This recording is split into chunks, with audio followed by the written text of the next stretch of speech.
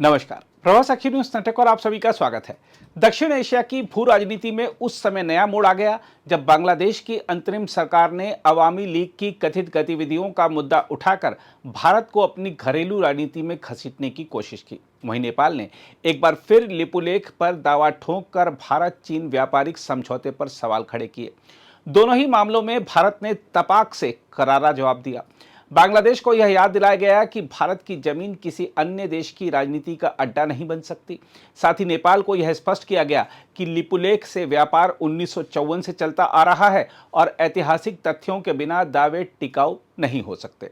देखा जाए तो भारत के इस करारे जवाब से कई स्तरों पर संदेश किया है, जैसे कि भारत पड़ोसियों के साथ सौहार्द चाहता है लेकिन राष्ट्रीय हित सर्वोपरि है। इसके अलावा बांग्लादेश की अंतरिम सरकार को संकेत गया है कि भारत उसकी आंतरिक सत्ता संघर्ष का हिस्सा नहीं बनेगा बल्कि लोकतांत्रिक प्रक्रिया बहाल करने पर नजर रखेगा। नेपाल और चीन को संदेश गया है कि भारत अपनी रणनीतिक सीमाओं और व्यापार मार्गों पर किसी भी दबाव को स्वीकार नहीं करेगा। भारत ने दिखा दिया है कि वह पड़ोसियों से मित्रता चाहता है लेकिन मित्रता का अर्थ समर्पण नहीं है। ढाका और काठमांडू दोनों को यह समझना होगा कि भारत से संवाद तो संभव है लेकिन दबाव या अनुचित दावे स्वीकार नहीं किए जाएंगे। यह नया भारत है जो सुनता है पर जरूरत पड़ने पर सख्त लहजे में जवाब भी देता है। जहां तक बांग्लादेश प्रकरण की बात है तो आपको बता दें कि वहां की अंतरिम सरकार ने भारत से मांग की थी कि वह निषिद्ध घोषित बांग्लादेश अवामी लीग के कथित दफ्तरों और गतिविधियों को दिल्ली व कोलकाता में बंद कराए। बांग्लादेश सरकार ने इसे ढाका और उसके लोगों के खिलाफ सीधा अपमान बताया था। इस पर भारत का जवाब बेहद साफ था कि हमारी भूमि का उपयोग किसी अन्य देश के खिलाफ राजनीतिक गतिविधियों के लिए नहीं किया जा सकता। साथ ही भारत ने ढाका को यह भी याद दिलाया कि वह चाहता है कि बांग्लादेश में स्वतंत्र, निष्पक्ष और समावेशी चुनाव शीघ्र हों।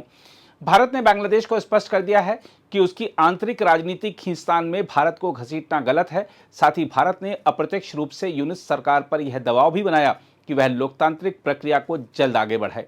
वहीं नेपाल प्रकरण की बात करें तो आपको बता दें कि भारत और चीन के बीच लिपुलेख दर्रे के जरिए व्यापार फिर से शुरू करने पर नेपाल ने आपत्ति जताई है। नेपाल का दावा है कि लिपुलेख, कालापानी और लिम्पियाधुरा उसकी भूमि है और इसे 1816 की सुगौली संधि से प्रमाणित किया गया है। इस पर भारत ने जवाब दिया कि लिपुलेख दर्रे से भारत चीन व्यापार 1954 से जारी है, जिसे कोविड और अन्य कारणों से रोका गया था। अब इसे फिर शुरू किया गया है। भारत ने कहा कि नेपाल के दावे इतिहास और तथ्यों पर आधारित नहीं हैं। भारत ने कहा है कि किसी भी तरह का एक तरफा कृत्रिम विस्तार अस्वीकार्य है। देखा जाए तो यह प्रतिक्रिया नेपाल को सीधा संकेत है कि भारत अपनी रणनीतिक और ऐतिहासिक स्थिति से पीछे नहीं हटेगा और व्यापारिक हितों को किसी तरह के दबाव में नहीं छोड़ेगा। बहरहाल इन दोनों घटनाओं का व्यापक असर दक्षिण एशिया की राजनीति पर पड़ना निश्चित है, क्योंकि दोनों मोर्चों पर भारत ने बिना जरा भी झुकाव दिखाए सख्त लेकिन कूटनीतिक भाषा का इस्तेमाल किया। इससे यह संदेश गया है कि भारत अपने पड़ोसियों की अनुचित मांगों के सामने पीछे नहीं झुकेगा। इन प्रतिक्रियाओं से यह भी संकेत मिलता है कि भारत मित्रता की नीति पर कायम है लेकिन राष्ट्रीय हित और रणनीतिक क्षेत्रीय सुरक्षा सर्वोपरि है।